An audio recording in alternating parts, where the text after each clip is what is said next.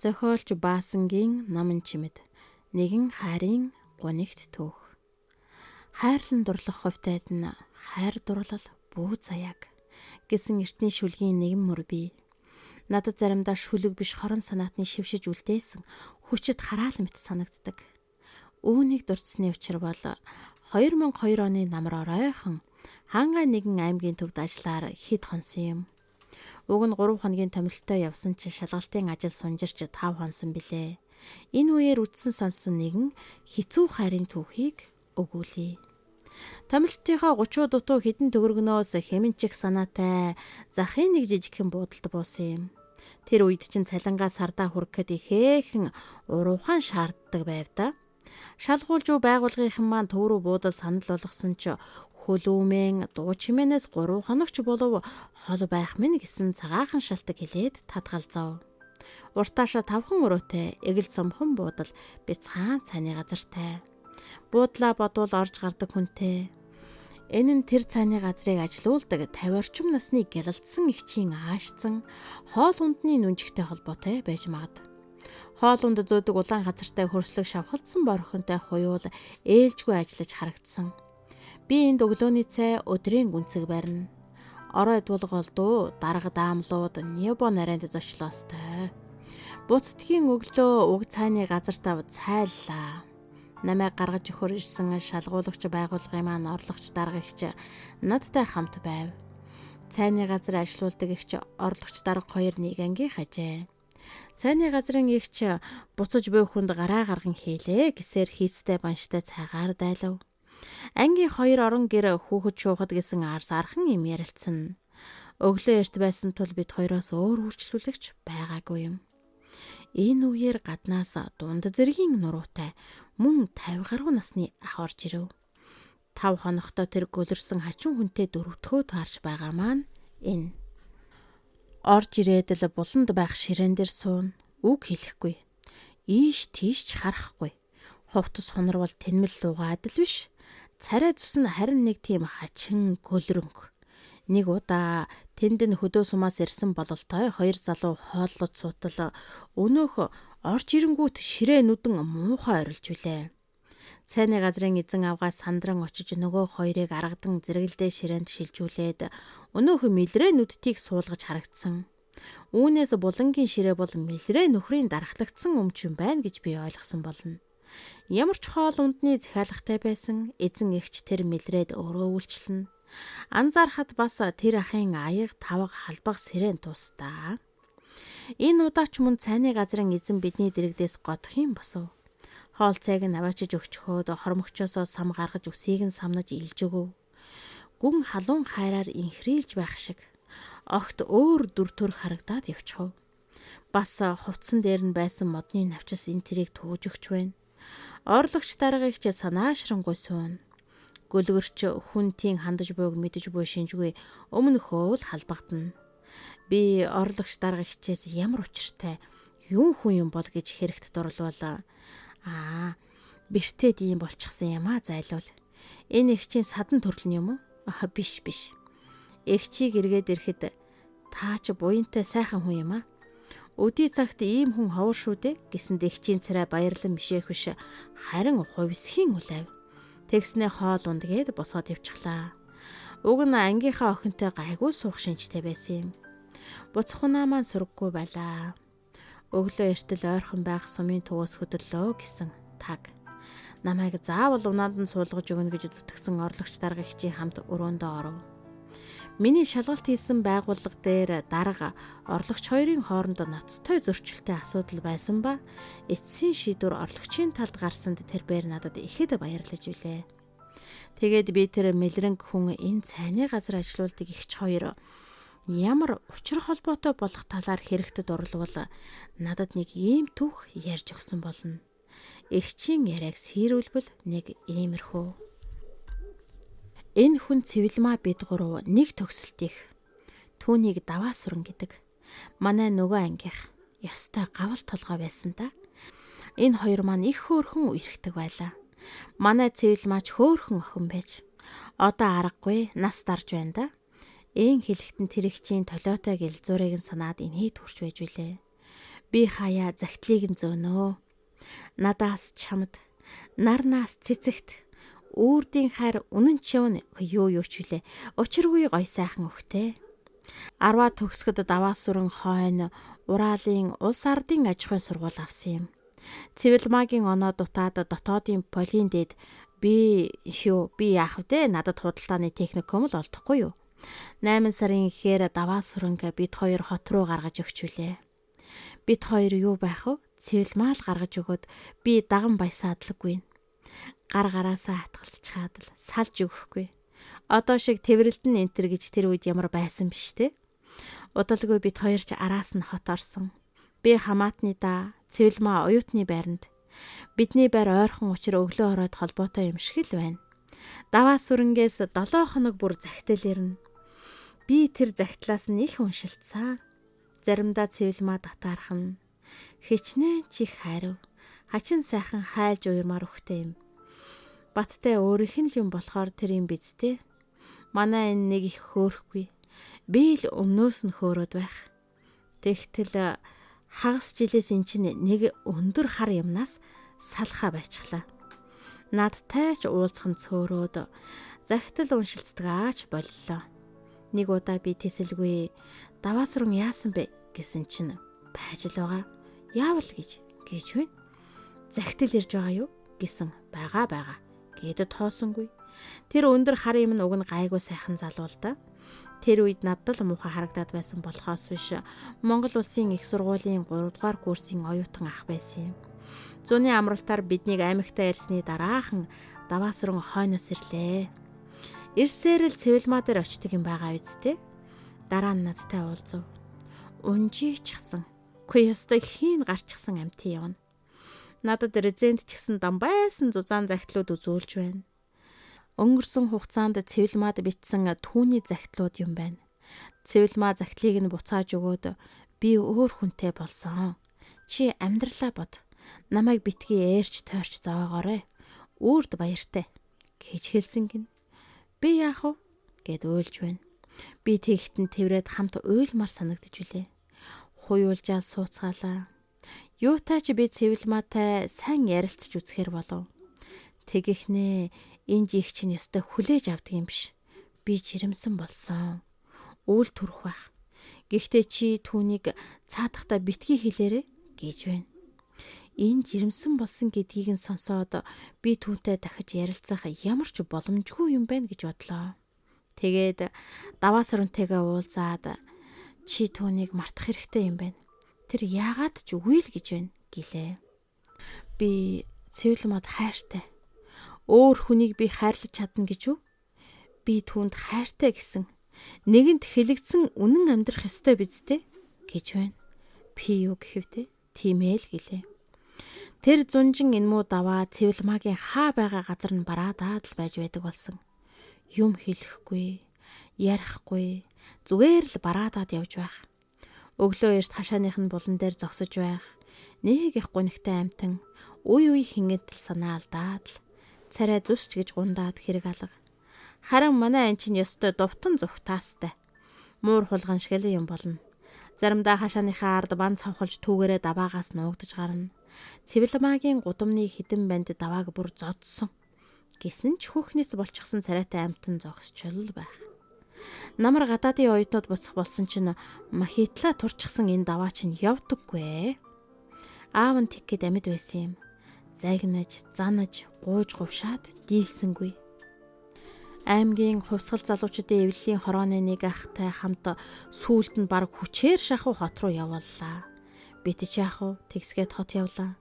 Намрын ажил шуугаж бужигнаад давааг мартчихаж. Намрын ажлаас буугаад иртэл өнөөх даваа чинь манай сургуулийн үүдэн дээр зогсож байх юм. Хүү чи чинь яачих вэ гэвэл хойноос хүрээд ирлээ гэж байна. Чүлээ аваа юу гэвэл үгүй. Үгүй хайчхаа юу гэвэл дуурсангүй. Ингэж болохгүй. Цэвэлмааг одоо март. Үгүй тэр чинь өөр хүнтэй. Өөр сайхан охид зөндөөл байна. Амьдралаа бод гэдэл зөндөөл ярьлаа. Дуугүй зогсож яваад өглөө. Хэсэгтээ сургаггүй болчихов. Нэгэнтээ Цэвэлмаатай уулзахдаа би хэллээ. цаадах чинь сургуулаа хаяад хүрээд ирсэн байна лээ гэвэл тэгсэн байна лээ. Манай сургуулийн байрны үүдээр эргэлдээд ёстой яршигтай юм аа.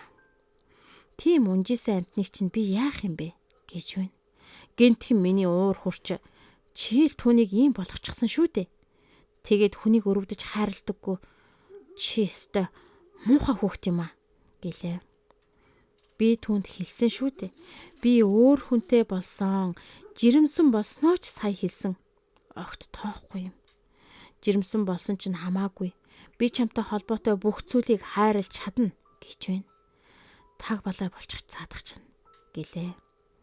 Цэвэлмаагийн тэр Дамдансүрэн бол Монгол Улсын их сургуулийн оюутны зөвлөлийн дарга, Сүхбаатарын нэрэмжит цалинтан, Монгол ардын хувьсгалт намын гишүүн ёстой л мандаж явдаг залуу байлаа.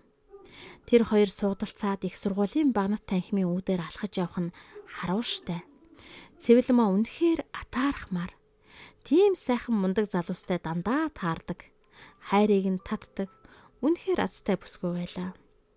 Даваагийн загтлуудыг бодохоор л харамсмаар байдаг юм. Гэтэл би гэдэг хүн чинь тийм сайхан уяр мөхтэй 100 загтал байтугай 3 өвхтэй зурвасч авч үзээгүй хорвоог барж яваа шүү дээ. Дамдансүрэн тэр намраал гэр бүлтэй оюутны байранд тусдаа өрөө авч Цэвэлмаатай хуйвал орлоо. Цэвэлмаа ч надад тэр бүр олдохой болов. Нэг удаа Цэвэлмаа надтай зорж ирж уулзлаа. Найз нь сайхан хүн түшээд сайхан л байна. Гэхдээ энэ нэг ядаргаатай юм үнэхээр залхааж байна. Шүн дунд өнгийгөө тарахаар хүртэл манай цонхондоор зогсож байх юм. Би даймаад бүгдийг нь ярьсан. Даймаа түүнтэй уулзаж, учирлаж ярьсан. Хамт ресторанд орсон. Тэгээ босож ирэхдээ юу ч яриад нэмэргүй хүн байна лээ.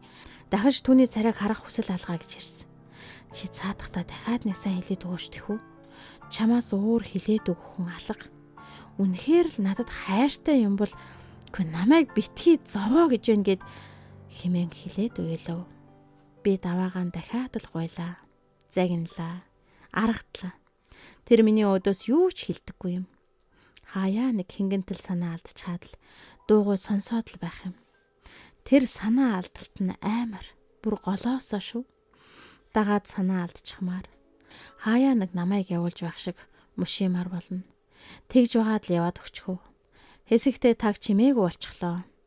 Би ч овоо ботсон юм болоо да хэмээн найдаж байтла 12 сарын сүүлчээр юмдаг даваагаас гинтхэн загтал хүрээдрөө. Шинэ жил болох гээд бөөн бужигнаан болж байсан юм. Дорноговын сулин хэрийн цэргийн ангид алба хааж байгаа гинэ. Намар цэрэгт явчихаж энд их сайхан цэлгэр тал байх юм. Талын хаяг харахаар дотор саруулсаад сайхан байна. Эх орны торгон хил гэдэг өөр юм байна. Эрд цэргийн амьдралд удахгүй дасах байх. Би чамаас нэг л зүйлийг аминчлан чин сэтгэлээсээ гуйж байна. Чи битгийл үгүйгээрээ. Чи надад Цэвэлмаагийн тухай байнга бичиж байгаарэ. Одоо гидс нь хэр том болж байгаа вэ? Хөөхөн бондоож гэнэ үү? Нүүрэнд нь сэвх гарч уу? Хордлого болдог юм гэсэн тэр нь яаж байгаа вэ? Чи бүгдийг нь бичээрэй. Өвөл Улаанбаатарт хүйтэн шүү дээ. Энд бол дулаах юм. Улаанбаатарын хүйтэн автобус хүлээгч хэцүү шүү дээ. Цэвэлмаа ямар гуталтай байна. Удамж халтаргаа гулгаа ихтэй байгаа юу? Цаас их орсон уу? Гэх мэтэр. Би яг түүний хүссэн асуусан бүгдийг нь бичдэг болов. Зохио шиг дэвхийсэн юм бичнэ. Яг л нэг нууц шинжээч аятай. Хичээлийн хажуугаар юун ч их дур байсан юм бэ? Нэг их ариун үйл явдал хийж байгаа юм шиг л нэг л их нууц хадгалж яваа гэдэгтээ итгэчихсэн гүйж байжээ. Найзаа эргэж байна гэдэл Цэвэлмаагийн 7 хоног бүр очино. Тэгээд л харсан үдсэн болгоноо даваад бичнэ. Харин Цэвэлмаад юу ч хэлэхгүй. Тэр чи надаас дахиж даваагийн тухай асуугаагүй юм. Цагаан сарын өмнөхөн Цэвэлмаа төрлөө. Хүүтэй болов. Даймаач мундаг их баярлав. Сургуулийн оюутны зөвлөлийн тэргүүлэгчид бүгдээрээ л 1-р төрхийн үүдэнд цэцэг барьж жигсаад л бөөн л юм болов. Хөдөөнөөс Цэвэлмаагийн 2 хөгшин ирж сайхан ханижилтэй үр хүүхдтэй болж гээд л их баярллаа. Харин даваагаас ямар загтал ирдэг вэ гэвэл хүүн хинтэй адилхан байна вэ? Би Цэвэлмаатай адилхан байгаасаа гэж зөндөө их залбирсан. Тийм байна уу?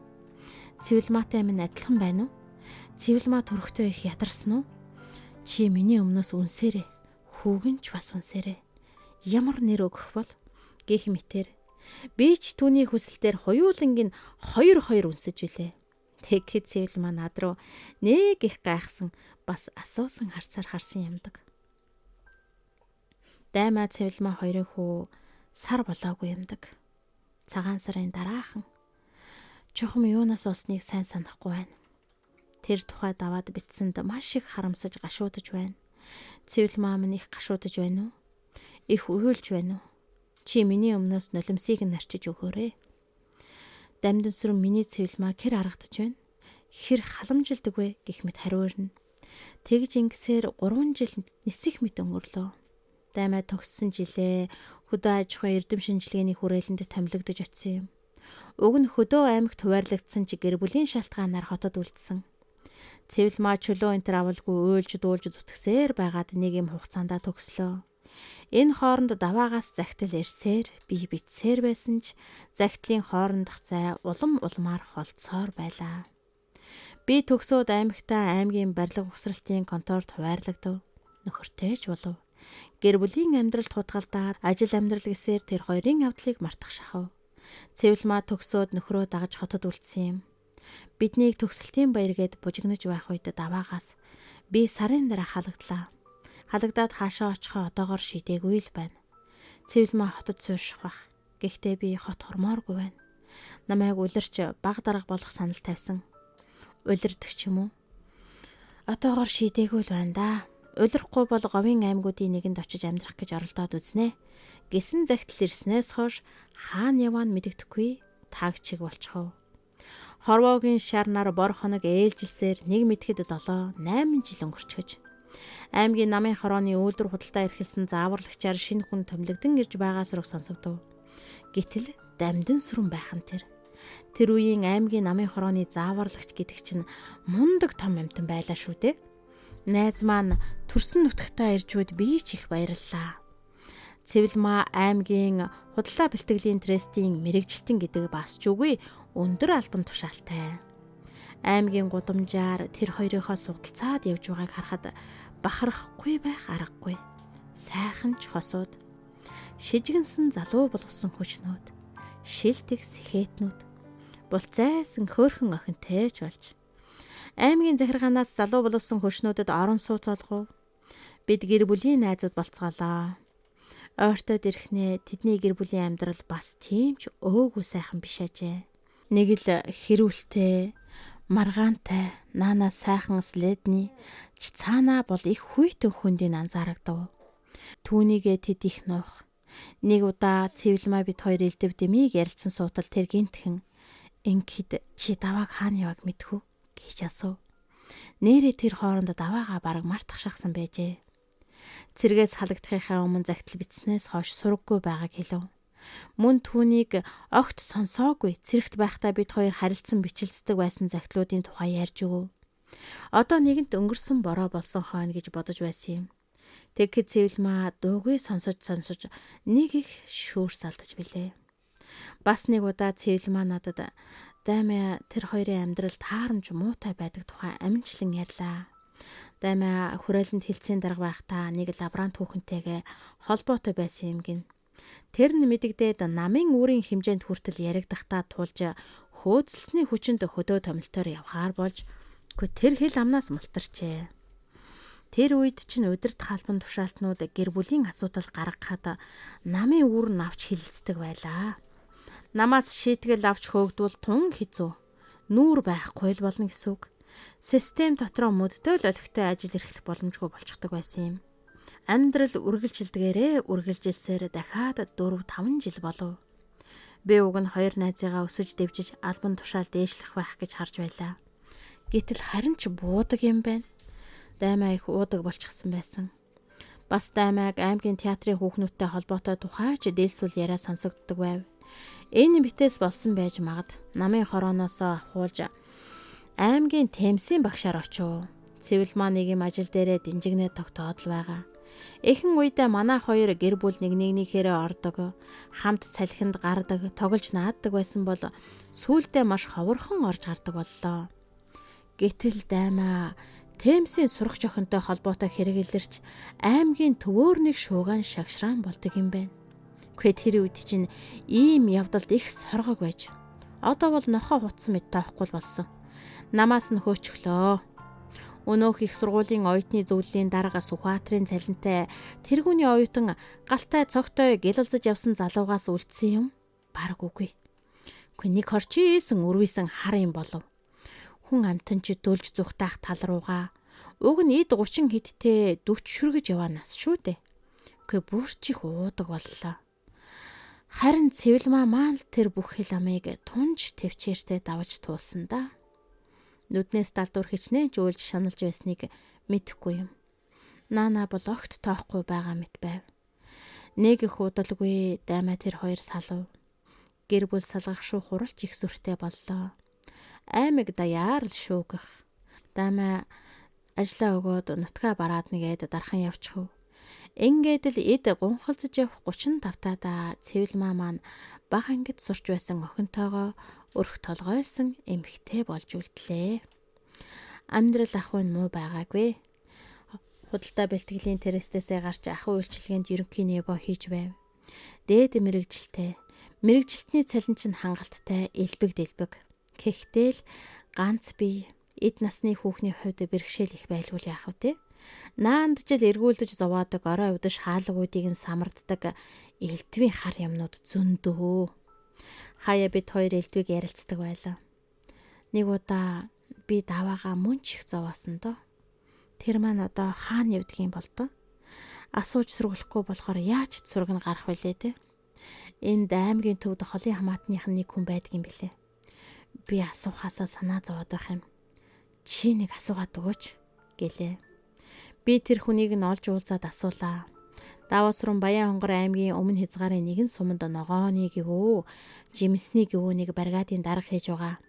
Амьдрал ахуйн сайн гэр бүлтэй болсон гингсэн мэдээтэй ирэв. 2-3 жилийн дараа ардчлал гарч өмч хөвшлөл болон бужигнцгаав.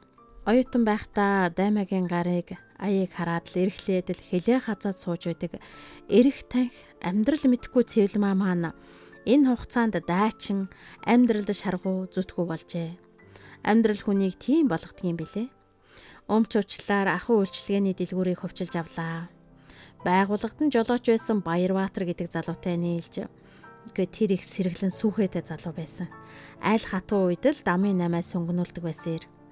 Аймгийнхаа хамгийн боломжийн бизнесмэнүүдийн нэг болов. Удалгүй тэр Баярбаатартайгаа нэг гэрт оров. Нэг удаа надад ярихдаа баяраа яах вэ? Соёл боловсролын хувьд даймаатай яаж харьцуулах вэ? Бүдүүлэг ирээгүй л хүн. Гэхдээ сэтгэл мэдрэгдээд байдгийн. Зааж зөвлүүлээд явбал учиргүй мөнхөн бишээ. Одоо охиноо бодхоос нэг дүүтэй болгож өгье. Үр хүүхдээ харахаараа баяраа ирэх биш наашлах үсттэй гэж үлээ. Удалгүй бас нэг охинтой болов. Гэтэл тэр гайхал баяраа хартай гэж жигтэйхэн амтан байж бүр солиотой гэмээр хартай. Даймаатай хамтдаа суудалцаад аймгийн театрт үзүр үзэж явдаг. Оюутан байхдаа арт кино театр Ленин клубын бүжгийг алгасдаггүй шахан байсан Цэвэлмаа маань ёстой л гэрийн авгай болдг юм да. Нөхөр нь ч түүнийг гадуурч гаргах дургүй. Баяраа хамаг юмаа барина. Мөнгө төгрөг олох тал дээр мундаг. Манай хүн яах вэ? Гэртээ суугаад хүүхдээ хараад л данс тооцоо энтрик ин. Гэтэл нэг өдөр тэнгэрээс буугаад ирсэн мэт даваа гараад ирдэг юм да. 96 оны хавар санагдана.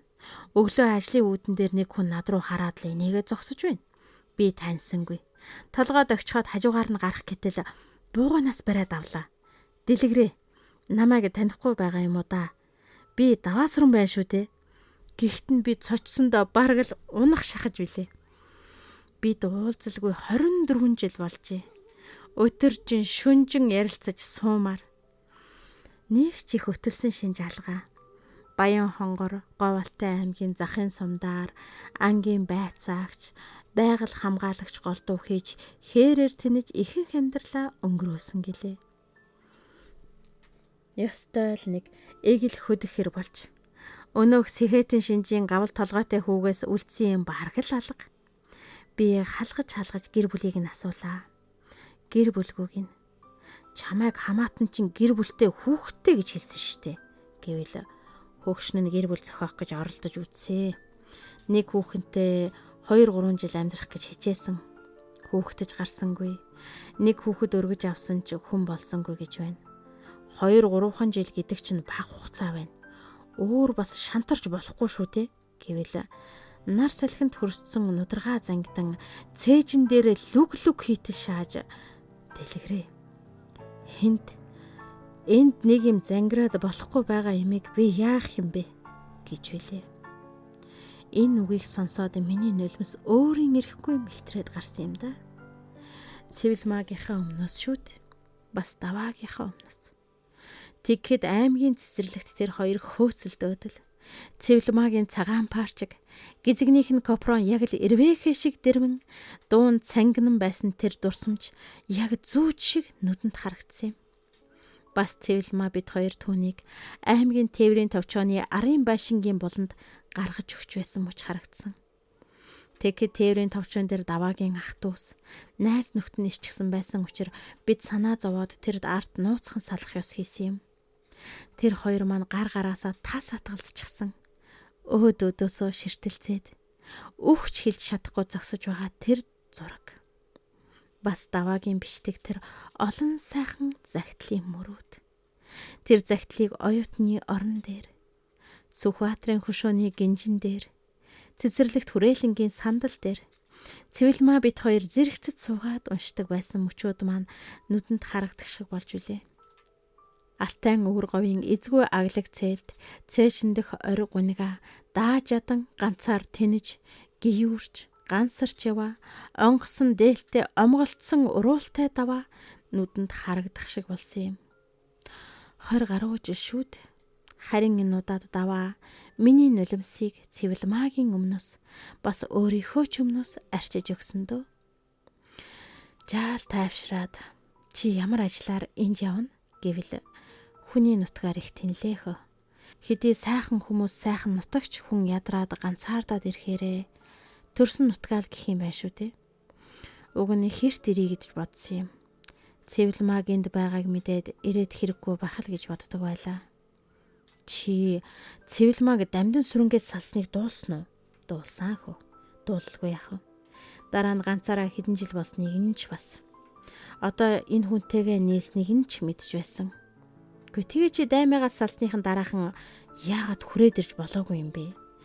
Цэвэлмаа битүүхэндээ чамайг хүлээдэг хардаг л байсан да. Даваа хэсэг зур бодлого болон сууснаа. Тийм ээ.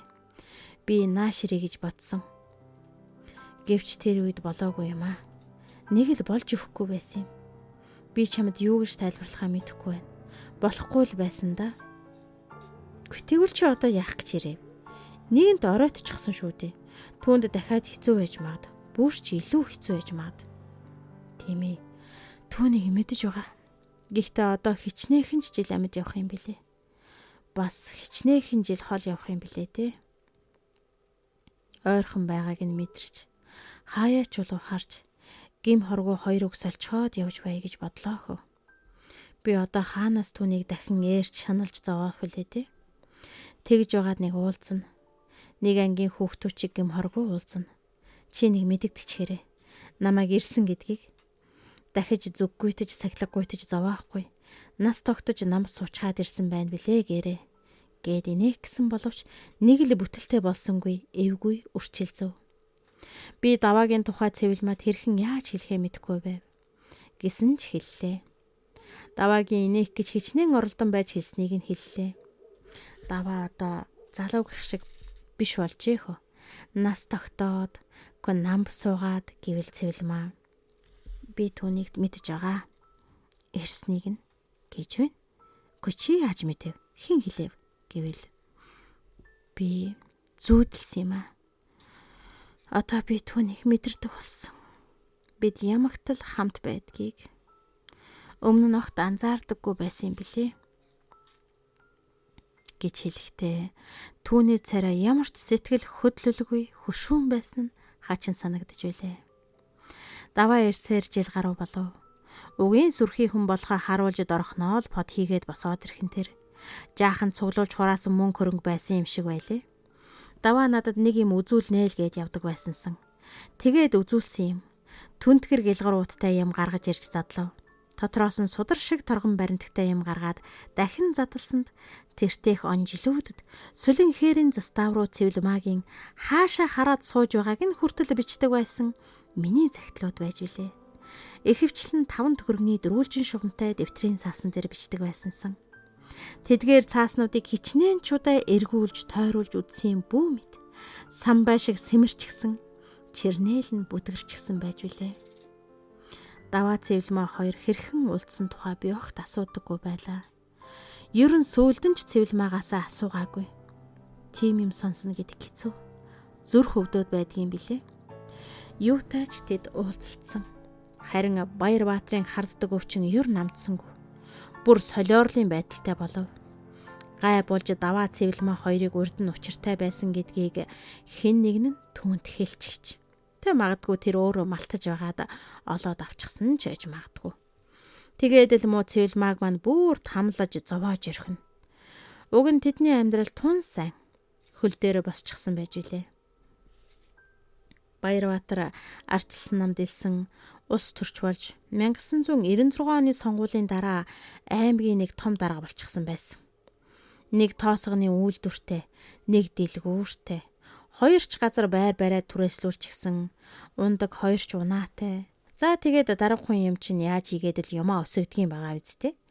Нэг удаа би Цэвэлмаад хэллээ. Гэхдээ цаад эргүү Баярбаатараасаа салаа. Хөрөнгө мөнгөтэй нь явуулчих. Алин болгон ийм дарамтанд амьдрдаг юм. Яаж хийгээд л амьдрч таараа. Үр хүүхдээ бодоод тэснэ гэж юу байх вэ гэлээ. Хүүхдээ бодож байгаа ч юм алгаа хөө. Баяраа юу гэдэг гэж. Салвал даваа бит хоёрыг хуйланг нь ална гэсэн. Тэр тэгж мэдгэл мунхаг хүн шүү дээ гэж байна. Ийм байдалтай жил орчим болов. Нэг удаа тэр хоёр муудалцдгаараа муудалцаж. Муудалцах ч юу байх вэ? Нөгөөх нь Цэвэлмааг маань элдвээр зовоож ирөөдөхгүй юу? Цэвэлмаа тэсэлгүй чам шиг тэнгийг хэн хайрлах юм гэд хэлчихэж. Нөгөөх нь үгүй тэгвэл чиний тэр хайрладаг хүний чинь алчихъя гэд гараад гүйж. Гай болсон юм шиг тэр үед нь даваа гэрийнх нь ойролцоо явж таарсан байгаа юм. Үгүй яагаад ч тэнд явж исэн юм? Тэгэд тоосгоор ч юм уу, чулуугаар ч юм уу давааг тархитаж орхисон байгаа юм. Сэхэн тухаангүй 3 хонлоо. Хотоос эмчнэр ирж хэд хідэн хагалгаа хийсэн. Эмнэлэгт хагасжил хэвтсэндээ зайлвал. Цэвэлмаа Баярбаатрын араас гарч ирээд давааг цус нүчтэйгөө холилдчихсан газар твтж байхыг үзэж барихраад тэрвэрэд унчихсан гэдэг. Чи одоо намайг яг энд хамт алаад өг гэж баяраа руу хашгичаад байсан гэсэн. Эмнэлэгт хэдэн шин давааг нойргүй сагсан. Ямар өөр ойр дотны гэх хүн байсан биш. Холын хамаатан нэг хөгшнийх л байсан. Нөхөр бит хоёр очиж хань болох. Хичнээн ч их уйлав да. Баяраг яах вэ? Сэргийлэхэд хэд хонуулаад л гаргачихсан. Даваагийн талаас нэхэмжлэл гарах хүн үгүй. Тэгээд ч мөнгөтэй дарга хүнийг чинь яадагчгүй болчиход байгаа цаг шүү дээ. Давааг эмчнэр хотын эмнэлэг рүү аваад явхад Цэвэлмаач хоёр охиноо өөртөө авсан. Тэр хөрөнгөнөөс нэг л байшин авах шивдээ. Бусдыг нь Баярбаатарт өгсөн. Охиныхоо өмнөөс энэ байшинг чинь авлаа. Бузрын чамаас би өөр юу ч авахгүй гэд Баярбаатар руу орилж байсан юм. Уг нь хүмүүжлтэй хүний өмнөөс тэгж муухай орилох юм биш л дээ. Хэдий Баярбаатар болох муухайч бас хүн нь гайгүй. Хөрөнгөө бүгдийг нь хамаагүй өгнө л гэж байсан юм. Аваагүй. Даваа хагасжил орчмын дараа юу ч сандаггүй. Таг мэлрэн хөнгө босож ирсэн. Цэвэлмаа хамаг байдгаа зарж үрээд бас даваагийн хөрөнгийг ч үрээд түүнийг авч очоогүй эмнэлэг. Бариач илээч байхгүй. Урагшаа хөх хот Бээжин Солонгос хүртэл явсан. Нэмэр болоогүй. Тэгээд л хувь заяатайгаа эвлэрсэн дээ. Тэр цагаас хойш одоо иймэрхүү л байдалтай муу найз минь амьдарч байна. Энэ цайны газрыг түрээсэлж амжиргаагаа болгоод л явна. Даваа хаяа санамж нь бүр түр орж ирдэг юм уу яадгийм. Цэвэлмаагийн хацрыг хоёр алгаараа шахаж барьж байгаад л нүүрлүү нэг их хардаг юм. Тэг их бүрдэн муу найз минь уйлаад л байдаг байлаа. Одоо ч уйлах нөлмөсгүй болсон доо. Даваа хоол идэх гэж орж ирнэ. Тэгээд гараад явчихдаг. Хамаагүй явж магадгүй. Өлсгөрөө орж иж хоол идэнэ. Орой эндээс гараад нөгөөхийгөө хойноос хөөцөлдөж байж олж гэртээ аваачиж унтуулна. Даваа их ууртай болсон. Хүнтэй барагтай л үл өгсөөлөхгүй. Гудамжаар амандаа юм гөвтнөөд л тэнэж явах. Ийм л нэг амьдрал байна да. Хизээ урд насны өөр төлөөс юм бүү мэд. Бидний мэддэг даваа аль хэдийн бурхан болчихсон. Тэр 17-той хүү байхдаа цэвэлмаад хайртай гэж хэлсэн. Энэ үг нь 17-той хүүгийн үг төдий биш. Магадгүй их холоос сүнсээр дамжиж ирсэн үг байх гэж би боддөг юм. Даваа нэгэнт хилэгдсэн үнэн амьдрах ёстой гэдэгт нь итгэж байсан. Тийм ээ, тэр насан туршдаа зөвхөн сэтгэл зүрхэндээ амьдарч түүний хайр насан туршид нь амьд халуун байсан да. Нэг бодлын нэгэн насны эмгэнэл зовлон гуниг мэтэж нөгөө бодлын ямар их утга учиртай амьдрал байгаа вэ? Ямар хүчрхэг дотоод ертөнц байгаа вэ гэж надад бодогддөг юм. Гэвч одоо энэ хоёрынхоо байгаа байдлыг харахаар тэр утга учир нь гуниг харуулслал болж харагдах юм байна штэ. За. Муу найзынхаа хамаг намтар төөх зовлонг нь ярьчихв. Муухай ч юм шиг. Гэхдээ ийм нэг хайр энэ хорвоо дээр байсан юм шүү гэдгийг хэн нэгэнд ярмаар болоод байдаг юм. Чамайг зохиол мохиол бичдэг гэхээр чинь л ярьж санаа амрав. Хэн нэгэн дэмий сул өгтөнд хэлсэнгүй гэж найдаж байна.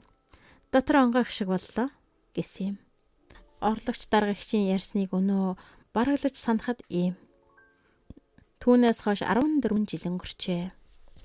Сая орсон их цасны өмнөхөн хангаан тэр аймгийн төвөөр явдал замд дайран гарсан юм. Тэгэхэд игчийн яриа ирэхгүй тод санагдж байна. Бууж байсан төвийн зах юм уу буудлаа олсонгүй. Нураагаад том байшин барьчихсан юм байж. Дээр их хайрын түүхэнд оролцсон хүмүүсийг сургалваас даваа сурангүй намайг тийм явсан уяас хойш 2-3 жилийн дараа 2003-аас 2004 оны орчимд өнгөрсөн юм байна. Төдөлгүй цэвэлмаагүй хот нүүжээ. Сүүлд 2008 оны өвөл хороолын эцсийн тарлаа буусны буудлын орчимд цагаан утас барьчихсан явхад нутгийн хүн таарсан гин. Цагаан утсаар төлбөртөө яриулдаг шүү дээ. Хоёр охин нь хаа нэгтэй байдаг л бололтой. Надад энэ түүхийг хүрэндэг ихчийн нөхөр бурхан болж өөрөө хүүхдүүдээ бараадаад Америк явчихаж. Харин Баярбаатар гойл улс төрдөө тууштай зүтгсээр сүрхий жахиж дэвшин яаманд дэд сайд хүртэл явжээ. Одоо хаанч гэвдээ гадаад худалдааны том төлөөлөгчөөр сууж байгаа гэлээ. Харин дамдын сурангаагаас сураг гаргаж чадсангүй. Тэгэхэд орлогч даргагчийн яриаг унаа минь нэрсэн ч хүлээлгэж байгаад цаг гаруй сонсож билээ. Гарахтаа цайны газраар шагайв. Өмнө нь баяртай гэж гисэн байсан ч ийм түүх сонссны дараа тэдний царайг эргэж заавал хармаар байсан юм. Даваа сурангаа гараад явчихаж цэвэлмаагч лангууныхаа ард юмаа цэвэрлэж зогсно. Над руу далдчин байж харав. Эгчийн харц. Наад харц чинь зүрхний минь шархан дээр дав сүрж байх шиг болж байна шүү гэх шиг болж билээ.